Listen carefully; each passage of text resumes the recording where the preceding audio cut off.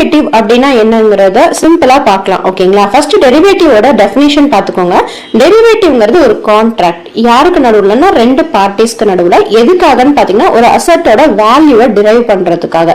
So இந்த இது வந்து கொஞ்சம் காம்ப்ளிகேட்டடா இருக்கு இல்லையா? சோ இது ஒரு எக்ஸாம்பிளோட பார்த்தோம்னா இன்னும் ஈஸியா புரியும். இப்போ வந்து ஒரு கம்பெனி ஏ ஒருத்தங்க இருக்காங்க. ஓகேங்களா? அந்த கம்பெனி பாத்தீங்கன்னா மேக்ஸிமம் அவங்க ப்ரொடியூஸ் பண்ற ப்ராடக்ட்ஸ் எல்லாமே ஆயில் ஜாஸ்தியா யூஸ் பண்ணி ப்ரொடியூஸ் பண்ற ப்ராடக்டா இருக்கு. ஓகேங்களா? சோ அவங்க வந்து யார்கிட்ட இருந்து அந்த ஆயில் எல்லாம் வாங்குவாங்க? சோ ஒரு ஆயில் கம்பெனில இருந்து வாங்குவாங்க.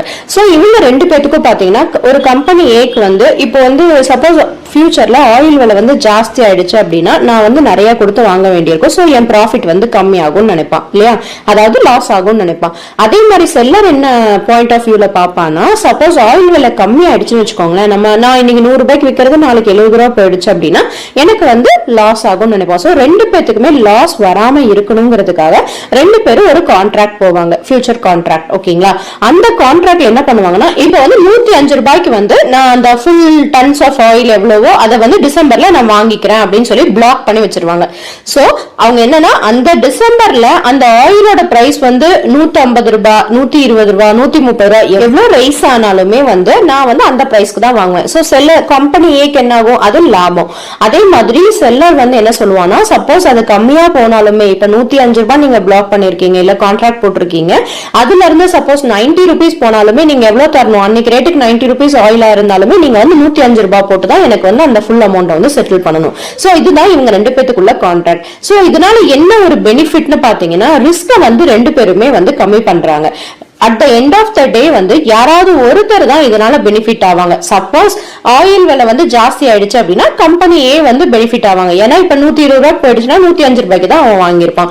ஆனா செல்லர் ஏக்கு என்ன ஆகும்? 120 ரூபாய்க்கு அன்னைக்கு டேட்ல வித்துருந்தா 120 ரூபாய்க்கு வித்துருக்கலாம். ஆனா அவன் கம்மியா தான் வித்துருக்கான் அப்படின்னு அர்த்தம்.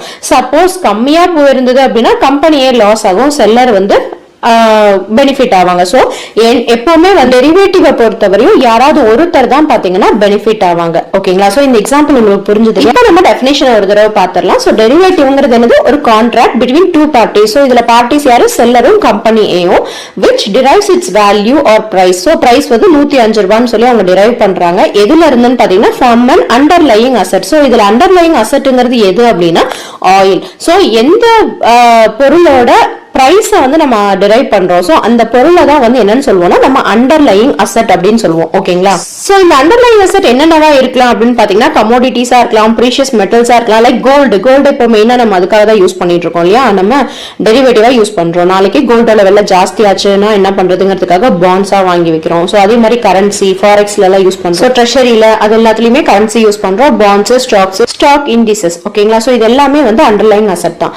சோ மெயினா வந்து இது எதுக்காக போறோம்? ஃபியூச்சர் பையர் அண்ட் செல்லர் ரெண்டு பேருமே வந்து அவங்களோட ரிஸ்க ஹெட்ஜ் பண்றதுக்காக. ஹெட்ஜிங் அப்படின்னா கம்மி பண்றதுக்காக. சோ இதுதான் வந்து மெயினா டெரிவேட்டிவோட மெயின் ஆப்ஜெக்ட். சோ ஓவராலா டெரிவேட்டிவ் அப்படிங்கிறது ரெண்டு பார்ட்டிஸ் வந்து ஒரு சேல வந்து அக்ரி பண்றாங்க. எப்பன்னு பாத்தீங்கன்னா ஒரு ஸ்பெசிபிக் டேட்ல ஒரு ஸ்பெசிபிக் பிரைஸ்க்கு. ஓகேங்களா? சோ இதுதான் வந்து என்னன்னு பாத்தீங்கன்னா டெரிவேட்டிவ்.